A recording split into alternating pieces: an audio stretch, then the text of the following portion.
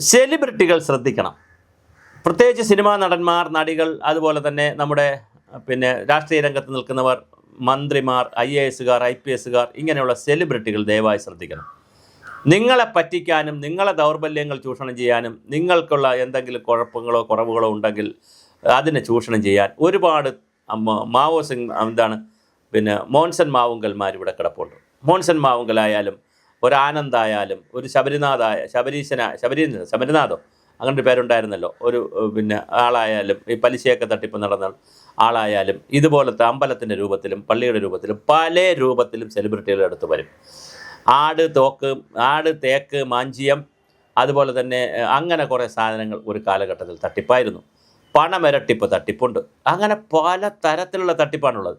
അതുപോലൊരു തട്ടിപ്പാണ് ക്ഷേത്ര ആരാധനാലയങ്ങളുമായി ബന്ധമുണ്ടെന്ന് വരുത്തി തീർത്ത് VVIPകളുമായി സ്വാധീനിച്ച് ആ VVIPകളെ കൊണ്ട് മറ്റുള്ള ആളുകളെ സ്വാധീനിപ്പിച്ച് അങ്ങനെ പാവങ്ങളെ പറ്റിച്ച്, പാവങ്ങൾ മീൻസ് മനസ്സുകൊണ്ട് പാവം, അല്ലാതെ പണം ഉള്ളവരെന്നെ മായ്ക്കാൻ പറ്റുള്ളൂ, സാമ്പത്തികമുള്ളവരെ നോക്കി അതിൽ പാവപ്പെട്ട ഇന്നസെൻ്റ് ആയിട്ടുള്ള നിഷ്കളങ്കരെ നോക്കി അവരെ പറ്റിച്ച് അവരുടെ ഈ വിശ്വാസമെന്ന ഒരു ദൗർബല്യത്തെ ചൂഷണം ചെയ്ത് ഇല്ലായ്മ ചെയ്യുന്ന പുതിയ കാലത്താണ് നമ്മൾ താമസിക്കുന്നത്. ഞാനിത് പറഞ്ഞു വരുന്നത് എത്ര കൊണ്ടാലും മലയാളി പഠിക്കില്ല, എത്ര കണ്ടാലും അനുഭവിച്ചാലും തീർക്കില്ല. ഇപ്പോൾ ജയറാം നോക്കൂ, എത്ര മനോഹരമായൊരു നടനാണ്, എത്ര നല്ല നടനാണ് ചെന്നൊരു വിവാദത്തിൽപ്പെട്ടിരിക്കുന്നത്.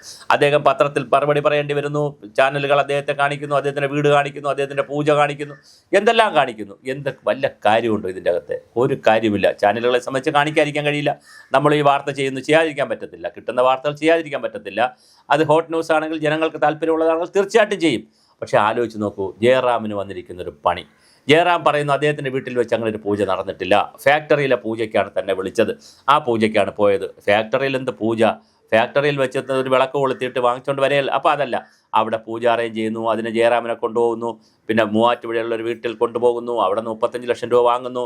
അയാളുടെ അനുജൻ, ഈ പൈസ കൊടുത്ത ആളുടെ അനുജനാണ് ഇത് ബന്ധിപ്പിച്ചത്. അനുജൻ കോവിഡ് കാലത്ത് മരിക്കുന്നു, ആ മരണത്തിൽ ദുരൂഹത ഇപ്പോൾ പറയുന്നു. അങ്ങനെ ഓരോ കാര്യങ്ങൾ കേൾക്കുമ്പോൾ ശബരിമലയിൽ കഴിഞ്ഞ 10-25 വർഷമായി വലിയ പ്രശ്നമാണ്. 1950-ലും ഇതുപോലെ തന്നെയായിരുന്നു. 50-ൽ അവിടെ തീട്ടു, അത് പിന്നെ വലിയ വിഷയമായി വിഗ്രഹമെല്ലാം പൊളിഞ്ഞു പോയി, പിന്നെ പുതിയ വിഗ്രഹം കൊണ്ടുവച്ചതാണ്. അപ്പോൾ 75 വർഷത്തെ പഴക്കേ ആ പുതിയ വിഗ്രഹത്തിനുള്ളൂ.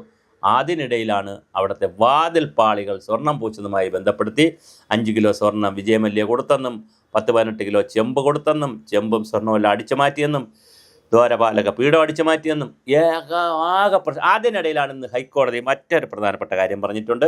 തേങ്ങയുടെയും അതുപോലെ തന്നെ എണ്ണയുടെയും അതുപോലുള്ള വസ്തുക്കളുടെയും ലേലം കോടതി റദ്ദാക്കിയിട്ടുണ്ട്. കൊട്ടേഷൻ പ്രോസസ്സ് ശരിയല്ല എന്ന് പറഞ്ഞിട്ട് 1.5 കോടി തേങ്ങയാണ്. 1.5 കോടി തേങ്ങ എന്ന് പറഞ്ഞാൽ ശരാശരി തേങ്ങയ്ക്ക് ഇപ്പം 30 രൂപ മുതൽ 40 രൂപ വരെ വിലയുണ്ട്. അപ്പോൾ എത്ര 10-60 കോടി രൂപയുടെ കൊട്ടേഷനാണ് ഈ തേങ്ങ കൊട്ടേഷൻ എന്നൊക്കെ പറയുന്നത്. അത് സുതാര്യമല്ല എന്ന് പറഞ്ഞ് ഇപ്പോൾ കോടതി അതിനകത്ത് ഇടപെട്ടിട്ടുണ്ട്. അപ്പോൾ VD സതീശനെ പോലുള്ളവർ പറയുന്നത് ഈ പശ്ചാത്തലത്തിൽ PS പ്രശാന്ത്, അദ്ദേഹം കോൺഗ്രസിൽ നിന്ന് പോയതാണ് ആൾ, PS പ്രശാന്ത് അടിയന്തരമായിട്ട് രാജിവെക്കണം, അദ്ദേഹത്തിന് ദേവസ്വം പ്രസിഡൻ്റായിരിക്കാൻ യോഗ്യതയില്ല എന്ന ചർച്ചയും വരുന്നു. എന്തൊക്കെ ആയാലും ശബരിമല അയ്യപ്പൻ വീണ്ടും 75 വർഷം കഴിഞ്ഞപ്പോൾ, ശരിക്കും 50 വർഷം കഴിഞ്ഞപ്പോൾ, 2000-ലാണല്ലോ, 2000-നാവുന്ന മുമ്പെയാണല്ലോ ഈ വഴക്കൊക്കെ നടന്നത്. വിജയമല്യ കൊടുത്തതിന് ശേഷമാണല്ലോ ഈ കഥയൊക്കെ നടക്കുന്നത്. എന്തായാലും കറക്റ്റ് 50 വർഷം കൂടുമ്പോൾ അയ്യപ്പൻ്റെ പേരിൽ വീണ്ടും വിവാദമായിരിക്കുന്നു. എൻ്റെ പൊന്നയ്യപ്പ, നീ തന്നെ നിന്നെ കാത്തോളനെ, ഞങ്ങൾക്കിതിനൊന്നും കഴിയില്ല.